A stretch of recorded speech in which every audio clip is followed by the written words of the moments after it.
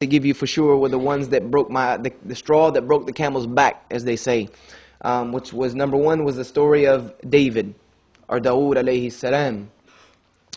Beautiful story of David and Goliath in the Bible. How many of you young men know the story of Dawood wa Jalut?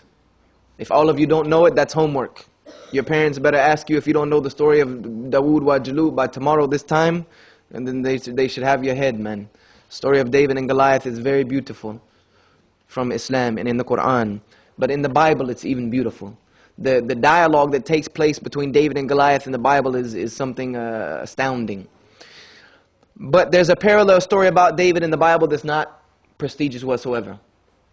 And it's the story of David and a woman named Bathsheba. Bathsheba. And the story of David and Bathsheba is that Bathsheba was one of the most beautiful women of her time.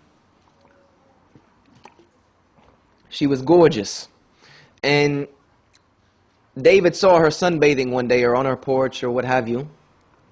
And he decided that this woman was so beautiful, he had to have her. So he slept with her. The only problem with this is she's married. And she's married to one of the commanders of his army, one of his close comrades, his close companions, his friends, named Uriah. And so David becomes remorseful for what he's done. He feels bad about what he's done. And instead of repenting, he's just committed adultery, which is guilty of death, according to his own law. It's a sin guilty of death. Instead of repenting and all of this and that, being sorry for what he's done, he decides to fix the problem. And the way he fixes the problem is he sends a letter to his army, saying, because they were fighting the people in Philistine at this time. The children of Israel were always at war for this land called Philistine. And he sends the letter to his army saying that when the battle becomes fierce, everyone abandon Uriah. Abandon Uriah and leave him by himself so that he is destroyed. And they do this, and Uriah is killed. And therefore David is now able to have Bathsheba all he wants, and no one can say anything about it. This is David of the Old Testament, alayhi salam, and may Allah subhanahu wa ta'ala free him from the attribution that they give him. But, and even worse than this was the story of Solomon.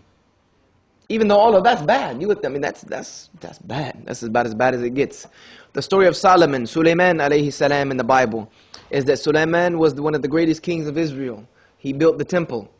He built the Temple Mount. He's one of the ones that began the construction of the Temple Mount.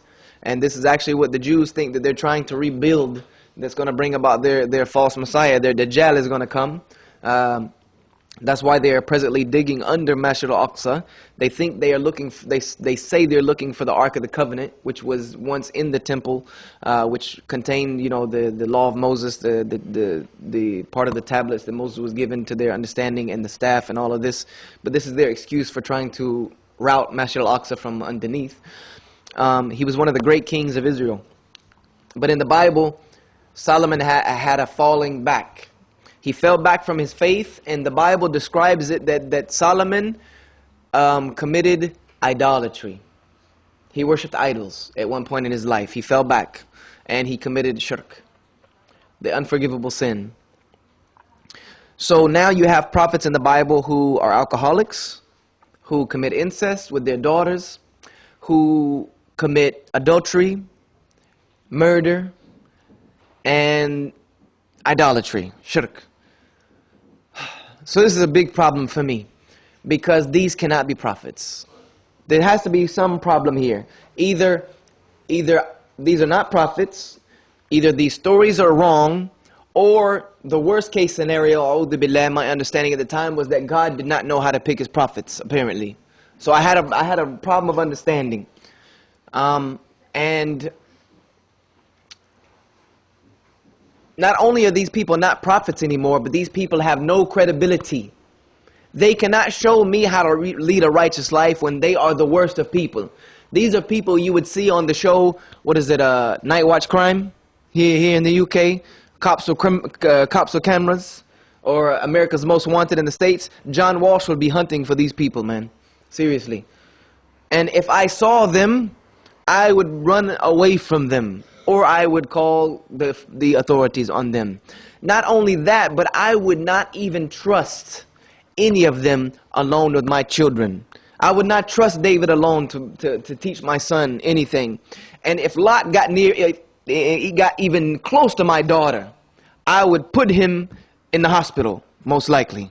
If Lot got anywhere near my daughter, I'd probably hurt him. So these are not prophets to me anymore. There's something wrong with these stories. And this is where I began to ask a lot of the questions that led me to where I am now. And I was told this is the argument that you will get.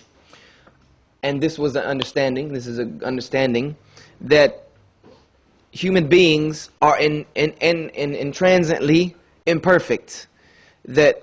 And we know this as a Muslim, we're not perfect, but our understanding of why we are not perfect is different. For the Christian, the reason why we are not perfect is because of Adam alayhi salam. Adam alayhi salam committed the first ever initial mistake, or in their instance of sin. We know that it was a misjudgment according to Islam, that it was a misjudgment and it was already part of the divine plan anyway. Qadrullahi wa ma sha'a fa'ala. But for the Christian ideology, this was the initial sin committed against God, and it initiated the fall from grace. Because we know that Adam alayhi salam was created in the Garden of Jannah, and this is where he initially dwelt. But when he ate from the tree, this is when his fall from the favors that he had happened, and he came here to this earth. According to the Christian ideology, this was the initiation of sin. This is how sin entered into the world, and that through Adam, the rest of his progeny have inherited that sinful nature. And that sinful nature is born into each and every individual. This is why Catholics believe that if a baby is not baptized, it goes into purgatory upon its death. If it dies without baptism, it goes into purgatory, and then it's up to God's judgment of which way it will go. But it does have the possibility of going to hell if it's not baptized, because it is born with this inherent sin nature that comes from Adam alayhi salam. And that this is the reason why the prophets were like this, because they wanted to show us how that even with that inherent sin nature, even though we are manifestly sinful, that God can take even the worst of sinners and use them for His edification, and use them as vessels and tools to bring about His understanding, that He could still use even the worst of people. To me, this would not work. And I'm going to tell you 2 reasons why it won't work. Because most of the time when I give reasons to Christians, I try to give 2 reasons. The first one, and this is actually